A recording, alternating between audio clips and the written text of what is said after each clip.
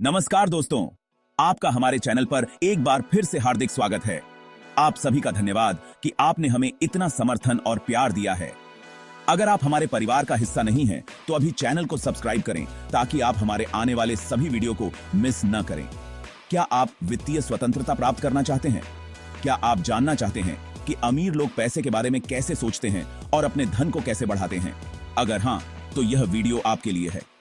आज हम चर्चा करेंगे एक ऐसी पुस्तक की जिसने लाखों लोगों की जिंदगी बदल दी है। रिच डैड पुअर डैड, जिसे रॉबर्ट टी कियोसाकी ने लिखा है। यह पुस्तक आपके पैसे के प्रति दृष्टिकोण को बदल सकती है और आपको आर्थिक सफलता की राह दिखा सकती है। तो दोस्तों, इस वीडियो को अंत तक जरूर देखें, क्योंकि इसमें हम उन रहस्यों को उजागर करेंगे जो आपको वित्तीय स्वतंत्रता की ओर ले जाएंगे। चलिए, अब हम पुस्तक के अध्यायों को विस्तार से समझते हैं। अध्याय 1, रिच डैड पुअर डैड। इस अध्याय में रॉबर्ट कियोसाकी अपने जीवन के दो महत्वपूर्ण व्यक्तियों के बारे में बताते हैं। उनके वास्तविक पिता, जिन्हें वे पुअर डैड कहते हैं, और उनके बचपन के दोस्त माइक के पिता, जिन्हें वे रिच डैड कहते हैं। उनके पुअर डैड एक उच्च शिक्षित व्यक्ति थे, जिन्होंने पीएचडी की थी और शिक्षा विभाग में एक सम्मानित पद पर थे। लेकिन आर्थिक रूप से वे हमेशा संघर्षरत रहे और पैसे की तंगी से जूझते रहे। दूसरी ओर रिच डैड ने 8वीं कक्षा के बाद स्कूल छोड़ दिया था, लेकिन वे एक सफल व्यवसायी थे और आर्थिक रूप से समृद्ध थे। रॉबर्ट ने इन दोनों पिताओं से जीवन के अलग अलग पाठ सीखे। उनके पुअर डैड ने उन्हें शिक्षा पर जोर देने, अच्छे ग्रेड पाने और एक सुरक्षित नौकरी पाने की सलाह दी। वहीं रिच डैड ने उन्हें वित्तीय शिक्षा, निवेश और व्यवसाय के महत्व के बारे में सिखाया। उन्होंने समझाया कि अमीर बनने के लिए सिर्फ अकादमिक शिक्षा ही पर्याप्त नहीं है, बल्कि वित्तीय समझ और पैसे के प्रति सही दृष्टिकोण भी आवश्यक है। अध्याय 2, अमीर लोग पैसे के लिए काम नहीं करते। यह अध्याय बताता है कि कैसे अमीर लोग पैसे के लिए काम नहीं करते, बल्कि पैसे को अपने लिए काम करवाते हैं। जब रॉबर्ट और माइक ने अपने रिच डैड से पैसे कमाने के बारे में सीखा, तो उन्होंने उन्हें एक छोटी सी दुकान में काम पर रखा, जहां उन्हें बहुत कम वेतन मिलता था। जब वे असंतुष्ट हुए, तो रिच डैड ने उन्हें सिखाया कि असली अवसर नौकरी में नहीं, बल्कि नौकरी से परे होते हैं। उन्होंने समझाया कि अधिकांश लोग अपने डर और लालच के कारण पैसे के लिए काम करते हैं। डर उन्हें नौकरी में फंसाए रखता है, क्योंकि वे बिलों का भुगतान करने के बारे में चिंतित रहते हैं। लालच उन्हें अधिक पैसे के लिए अधिक काम करने पर मजबूर करता है। रिच डैड ने उन्हें सिखाया कि अगर वे अपने डर और लालच को समझ लें और नियंत्रित करें, तो वे पैसे को अपने लिए काम करवाना सीख सकते हैं। उन्होंने उन्हें उद्यमशीलता, निवेश और नए अवसरों की खोज के महत्व के बारे में बताया। अध्याय 3, वित्तीय साक्षरता का महत्व। इस अध्याय में रॉबर्ट बताते हैं कि वित्तीय शिक्षा क्यों आवश्यक है। वे कहते हैं कि हमारे स्कूल सिस्टम में वित्तीय शिक्षा का अभाव है।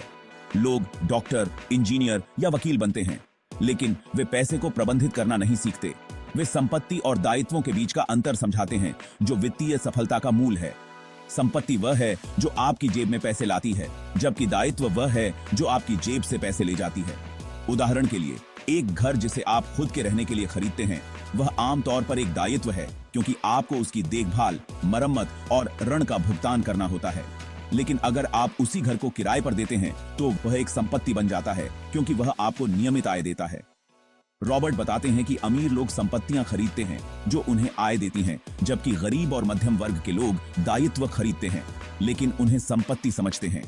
वे सलाह देते हैं कि हमें अपनी आय का एक हिस्सा संपत्तियों में निवेश करना चाहिए जो हमारी आय को बढ़ाएं, जैसे कि रियल एस्टेट, स्टॉक, बॉन्ड या व्यवसाय। अध्याय 4, अपने खुद के व्यवसाय पर ध्यान दें। इस अध्याय में लेखक बताते हैं कि नौकरी से आप दूसरों के सपनों को पूरा करते हैं, लेकिन अपने खुद के व्यवसाय से आप अपने सपनों को पूरा कर सकते हैं। वे कहते हैं कि अधिकांश लोग अपनी आय को बढ़ाने के लिए प्रमोशन या सैलरी बढ़ने का इंतजार करते हैं, लेकिन इससे वे सिर्फ अधिक टैक्स चुकाते हैं और अधिक खर्च करते हैं। रॉबर्ट सुझाव देते हैं कि हमें अपनी नौकरी के साथ साथ अपने खुद के व्यवसाय पर भी ध्यान देना चाहिए। यह व्यवसाय आपकी संपत्तियों का पोर्टफोलियो हो सकता है, जैसे कि रियल एस्टेट निवेश, स्टॉक निवेश या कोई साइड बिजनेस। वे बताते हैं कि कैसे अमीर लोग अपने व्यवसाय से आय उत्पन्न करते हैं और उसे पुनः निवेश करके अपने धन को बढ़ाते हैं। वे कहते हैं कि हमें अपने खुद के वित्तीय लक्ष्य निर्धारित करने चाहिए और उन पर काम करना चाहिए। अध्याय 5, टैक्सों का इतिहास और निगमों की शक्ति। इस अध्याय में रॉबर्ट टैक्स कानूनों के इतिहास और निगमों की शक्ति के बारे में बताते हैं। वे कहते हैं कि टैक्स प्रणाली मूल रूप से अमीरों को नियंत्रित करने के लिए बनाई गई थी, लेकिन समय के साथ यह मध्यम वर्ग पर भार बन गई। अमीर लोग निगमों का उपयोग करके अपने टैक्सों को कम करते हैं और अपनी आय को संरक्षित करते हैं। वे बताते हैं कि कैसे एक निगम के माध्यम से खर्चों को कम किया जा सकता है। उदाहरण के लिए, आप अपनी कंपनी के माध्यम से एक कार खरीद सकते हैं और उसे व्यावसायिक खर्च के रूप में दिखा सकते हैं। इस प्रकार आपका टैक्स योग्य आय कम हो जाती है। रॉबर्ट सलाह देते हैं कि हमें टैक्स कानूनों को समझना चाहिए और कानूनी तरीकों से उनका लाभ उठाना चाहिए।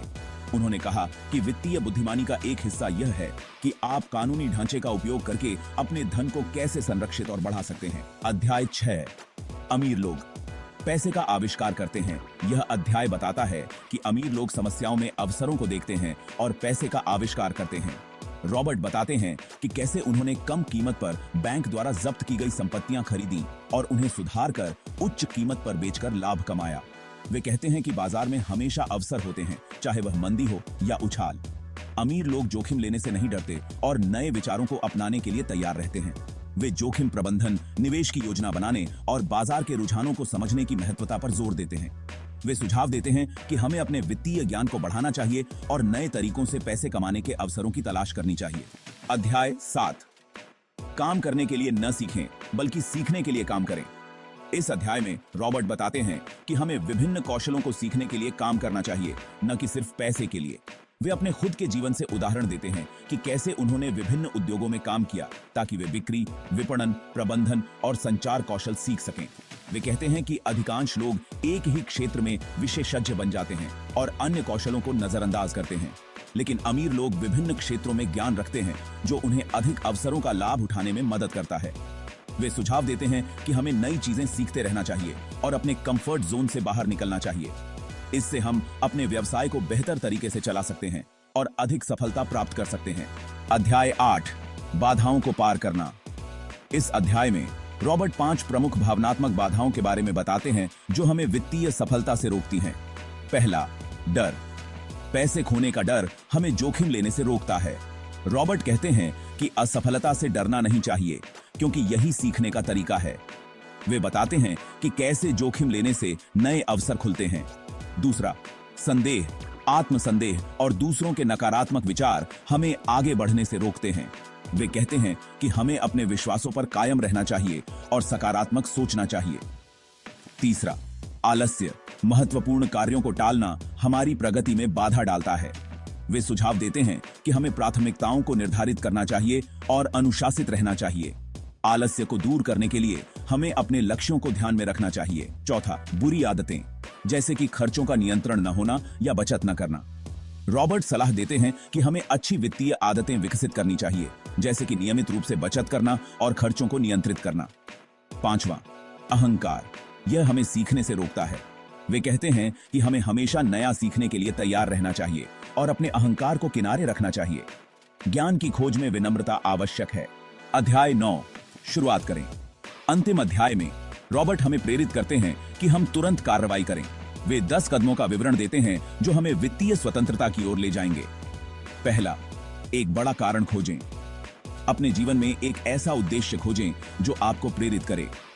यह आपके वित्तीय लक्ष्यों को प्राप्त करने की शक्ति देगा। दूसरा, दैनिक विकल्पों की शक्ति को समझें। छोटे छोटे निर्णय बड़े प्रभाव डालते हैं। अपने खर्चों, निवेशों और समय के उपयोग पर ध्यान दें। तीसरा, दोस्तों का चयन सावधानी से करें। ऐसे लोगों के साथ रहें जो आपको प्रेरित करें और सकारात्मक ऊर्जा दें। नकारात्मक लोगों से दूर रहें। चौथा, नई चीजें सीखते रहें। अपने ज्ञान को निरंतर बढ़ाएं। किताबें पढ़ें, सेमिनार में जाएं, मेंटर्स खोजें।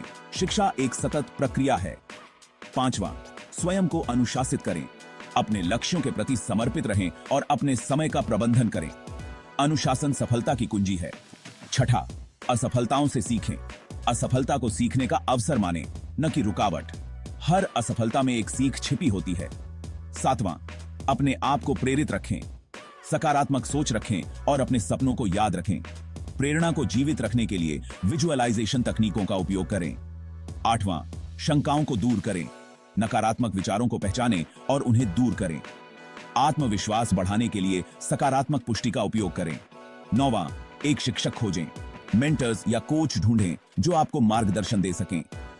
एक अनुभवी व्यक्ति की सलाह बहुत मूल्यवान होती है। 10वां, कार्यवाही करें। बिना देरी के अपने लक्ष्यों की दिशा में कदम उठाएं। योजना बनाना महत्वपूर्ण है, लेकिन कार्रवाई के बिना योजना व्यर्थ है।